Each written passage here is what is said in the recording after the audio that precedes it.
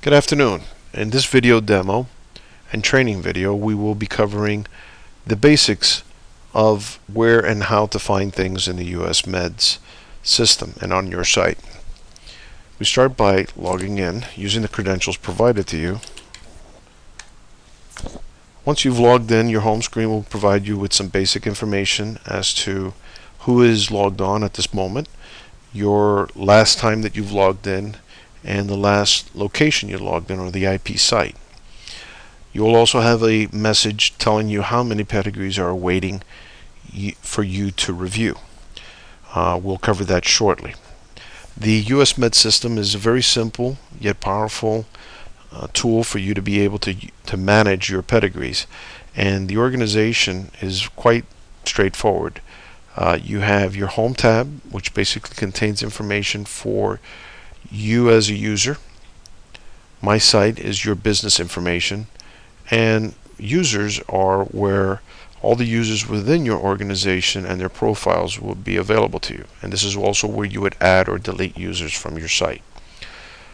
The upload tab controls how you enter pedigrees into the system that our system will read automatically. The inbound queue is where any documents that you may scan or upload into the system will reside pending your intervention in attaching it to a pedigree that may have been manually entered.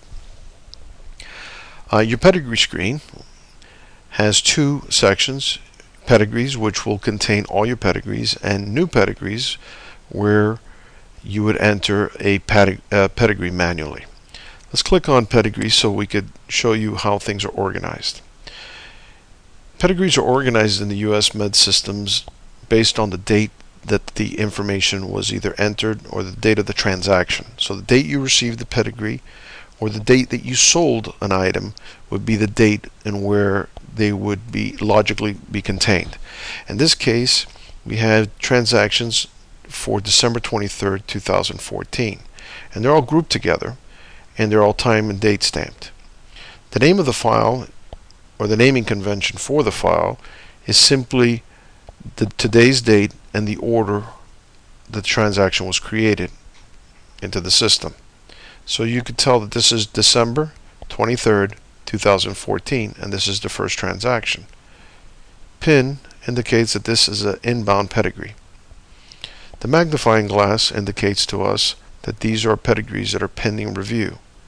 It's important that your reviewed pedigrees are accepted into the system in order to make them available for you to create outbound transactions. Otherwise, these quantities will not be reflected in your inventory. We'll cover that shortly. Quantity is the bottles that you purchased. This is the remaining quantity that you have from this original order. Your NDC, your lot.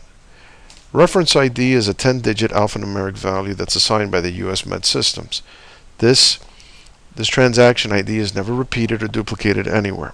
Every time you make a sale or of this particular product, a new reference ID will be created and linked to this original pedigree, or the parent. This would be mama and papa, and everything from this would be the child pedigrees. So this is a reference ID, and it's important for you to note that this information is unique to this transaction. Okay? The units are nothing more than the total count of these bottles here contain 30 pills or tablets. Times 10 would give you 300 total pills. This is the description of the drug, and the schedule is if it was a controlled drug. So your information is pretty much straightforward. It's the date and the time it came in. The little file icon is basically a representation of where all the files used to create this pedigree will be contained. The globe is the public view. If we click on this, this will take us to the USMEDS Pedigree Finder. And this would be where your clients would be finding their pedigrees using that reference ID.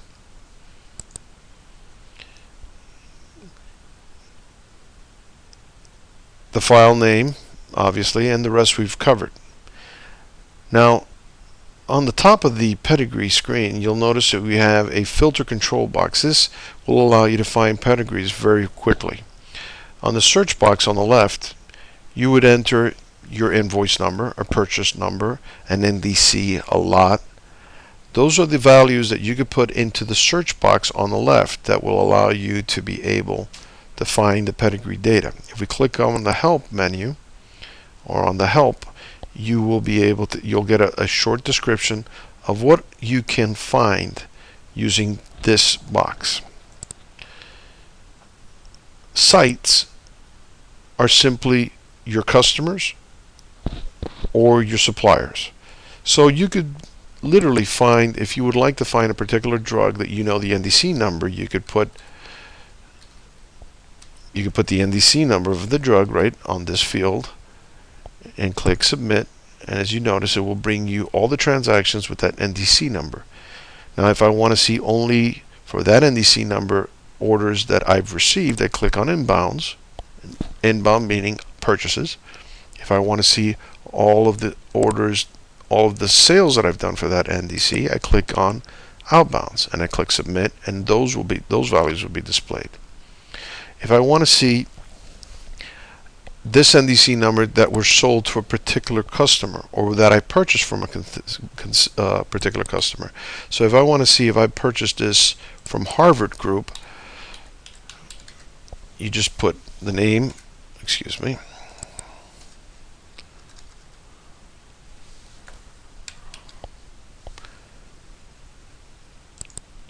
and then when I click submit, it will show me this NDC. In this case, it shows no records because no orders were received for this NDC from the Harvard Group, but for the purposes of this demo, you would see what it would look like. The same thing is for outbounds. You could see who you sold a particular NDC to. You could also check how many pedigrees are pending review. And they'll display all the pedigrees that are pending your review. Now, speaking about reviews, let's cover how you would review a pedigree. Notice that the pedigrees that are pending reviews basically have a magnifying glass on them. Now, in the case of these that have no information, if you click on new pedigree and simply leave this, go back to pedigrees, and you don't do anything else, one of the things that we've done in the USMEDs system, just so that you don't mistakenly erase information that you didn't willfully want to let go of or lose. If you leave, whatever you saved last will be preserved. So in this case, I didn't save anything, but the system says, okay, well, we don't know if you want to come back here or if there's something missing. So it gave you a blank document and it assigned a number here. If you don't intend to save, just click on delete and that record will not be added into your site. These are simply pedigrees that were clicked on but never completed. But let's go to a record that needs to be accepted. So we'll click on the file name.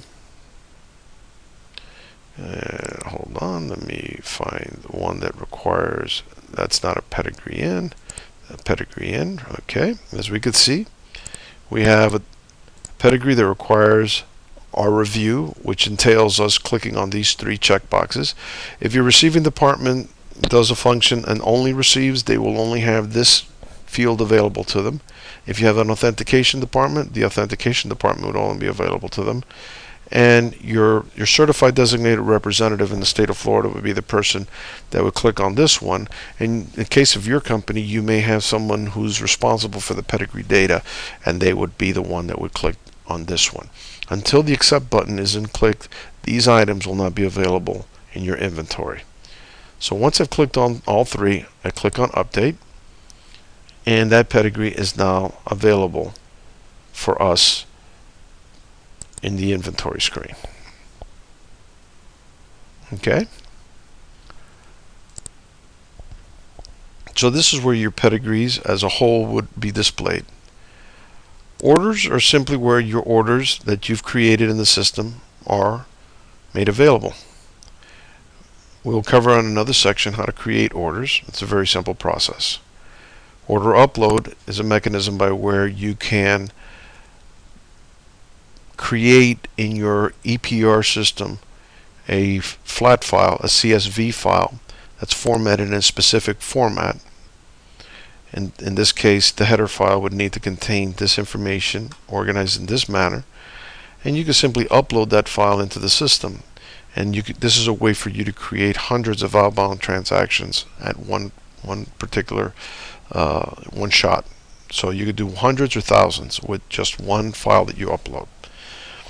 And we'll cover this on another video demo. Your inventory is exactly what that is, your inventory, and what's available for you to sell. Now the system provides reports available to you, or you could search for sites. Let's say you're looking for a customer, you don't know if Dr. Fernandez, you may be wanting to find Dr. Fernandez, but he may not be here already. Our system contains a public database that we've created over the years, and this information is available to you readily for your access, and you may need it for purposes of compliance. Within the next few months, we're going to be introducing a new data set that will streamline this information using the FDA records and the GS1 standards, which are coming into play within the next few months. So this information is available to you under reports. You also have other reports used in your site. For usage report, will allow you to see how many pedigrees you've generated in a particular time range. You could have a compliance report that would search transactions based on NDC lot or invoices. You have other reports available to you for lot numbers. And site log will allow you to see how many people have logged into your system and what functions they've done in a particular range. On the tools, if you click on tools, you have a blank document used by the Florida Department of Health for creating pedigrees. This document has basically been adopted across the country as a placeholder for where your pedigree data would be used. If you wish to have a paper document available to you, or if a client of yours has no way of providing you the pedigree in an electronic format, you may want to use this form, and they could pre-fill it and they could send it to you, and you could then use this to import it or enter the information manually. Otherwise, right below you have drug information. It's a way for you to search for a particular drug. You could just flu. Excuse my typing. You could look for a particular drug in the system by typing in its name. Or you could add an NDC that may be missing from our system. Simply click on Add NDC. You enter the NDC, the new NDC that you would like to enter, and click on Submit. You would be prompted to look for a reference drug within our database, which exists, by typing in the name of a particular a type of drug that's similar to the one that you're putting in. In the case of Tamiflu, if there is a generic equivalence, you would find that generic equivalence name, and then we would basically copy the data fields and introduce the new values and submit it. It's a very simple step. Documentation, that's very interesting, and you should take time to read these 6 sections. It will give you some guidance on how to upload pedigrees, how to create an outbound transaction, and understanding how things are organized in the USMED system. Simply click on the file name, and you could read through them quite quickly. They provide pictures of the processes and the screens, And as if you notice, they're literally 4 or 5 pages long. They're not very long. The system is very easy to use, and you'll be handling all the work that you need quite quickly. And finally, the help desk. If you run into trouble, if you need my assistance, click Add a Ticket and enter the subject.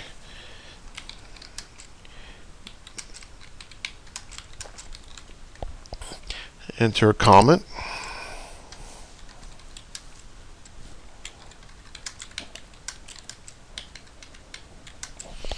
And click Submit. We'll automatically get a email sent to us with your trouble ticket. If you have a problem like an NDC number is missing or something, you could click it on there. If you need assistance, we'll help you with doing that. Okay, very simple. And that concludes this video demo and training on the basics of where things are organized in the USMED systems.